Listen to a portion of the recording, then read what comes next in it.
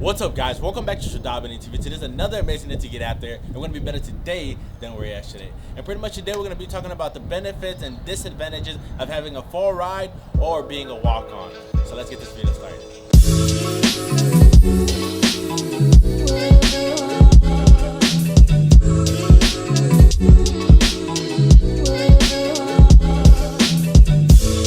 If you guys didn't know, me and Will do play for UTRGV. He's on a full ride scholarship and I walked on for the school. So pretty much not everybody knows the differences and benefits of having a scholarship and not having a scholarship. And pretty much we're just gonna be breaking it down.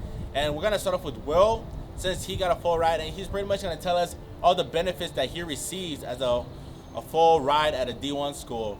And we'll go from there. So William, what's all the nice things, you get, having a full ride? So it is nice, and it's a good setup for sure. But at the same time, it does come with its hard times for sure.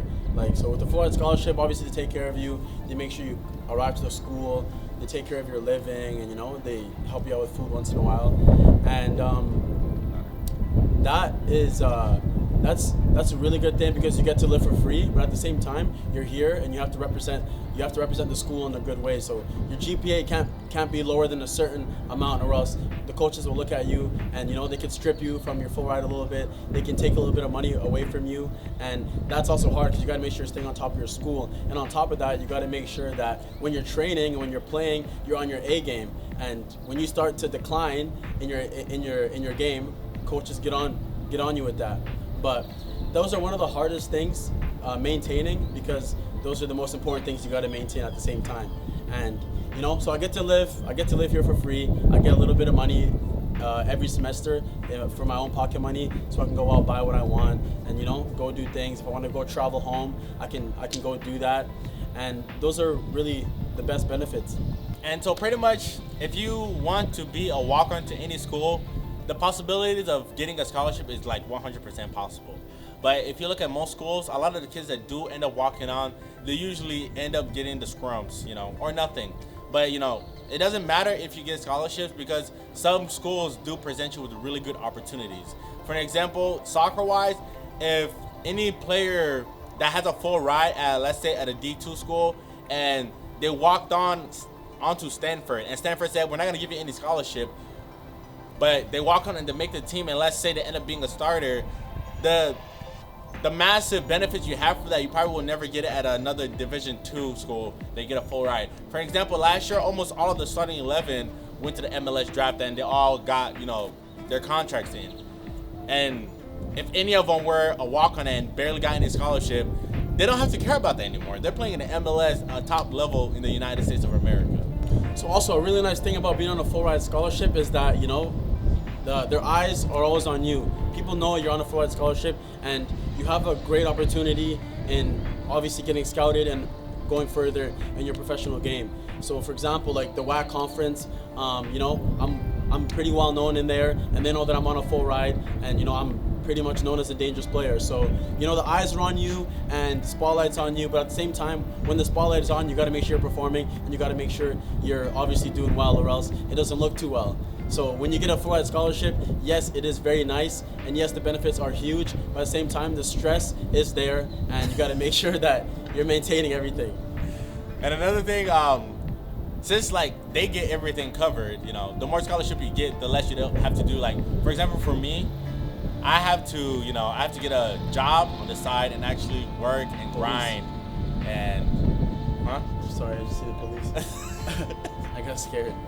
But anyways, since I'm not on a full ride, when money gets short, I have to get a job. Over this summer, I'm working as much as I can, save up for when the fall comes. I can pay for everything and relax and focus on my studies and soccer.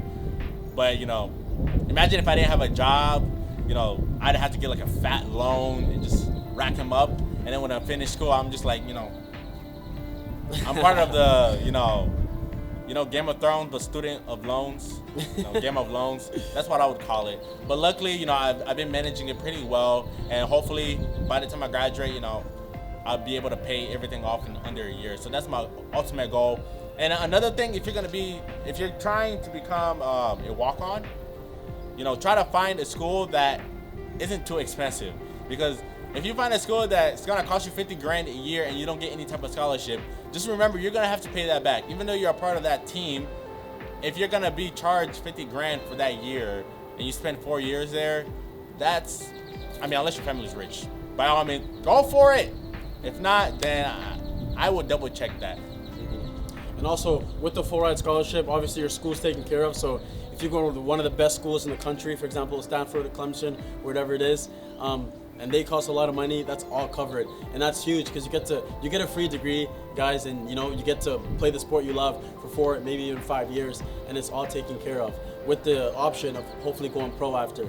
So full ride is nice. It's something to very much push for, but it is a lot of hard work, and you gotta really put in time, and you gotta be determined. Hey, but at the end of the day, it's all whatever you leave on the field. Yes. No matter if you're on a full ride or if you're on nothing, whatever you leave on the field is whatever everybody's gonna remember, what the coaches are gonna remember. Whenever the coaches is looking for a player to sign, they don't really look for, since he's not on a full ride, and I'm not even gonna look at him. It doesn't matter. You guys are on the same team. As they're sitting down, they may be looking at some kid on your team, but as long as you're excelling, they'll be like, "Oh, you see that guy? Yeah. He's kind of cold too. Yeah. Let me write him down just in case." And there was in my first year here, when I came on my full ride, there's a couple other guys that got full rides, but they didn't actually get to play because their attitude was poor, and that was just a waste for them. They were sitting on the bench, everything was taken care of, but at the same time they didn't get to play. So even though everything's looked after and you're not playing the sport you love that you came to school to do, it's gonna hurt and it doesn't feel nice. And let's say the season ends, and did they get contracts? No. So they were on a full ride and everything, and wasted opportunity. And one of the biggest differences between being a walk-on player and somebody who's on scholarship, if you're on scholarship, chances are the coach walked up to you and asked if you're interested to come to his school and play for them. But everybody else, you have to just believe in yourself and have more confidence, because if you apply for the school, you end up going to the school and you try for the team and you don't make it, you're stuck there for the semester. Hopefully, the coach lets you try out before everything is finalized so you can find another school.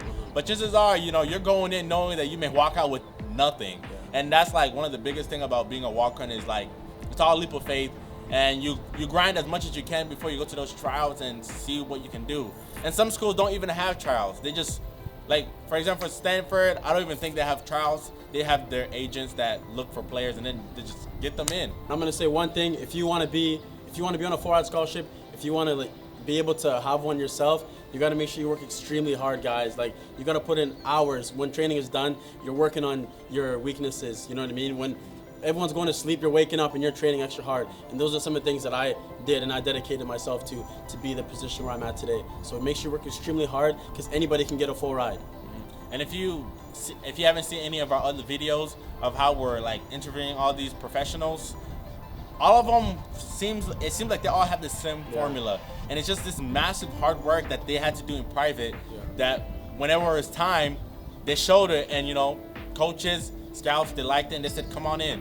And that's the biggest thing I just want to share with you guys. So it comes down to what you're gonna be doing in private, and when it's time to shine, you just gotta shine. Go after it. It's your turn. So thank you guys for watching this video. If you guys haven't, like I said before, haven't checked out the other videos where we interview some of the Toros guys, I interviewed David, who plays in Malaysia. Just pay attention to what they say, what they did to get better. Not all of them had a glorious journey. The one person who got signed really young, Caste, he signed at 15 or 16 years old.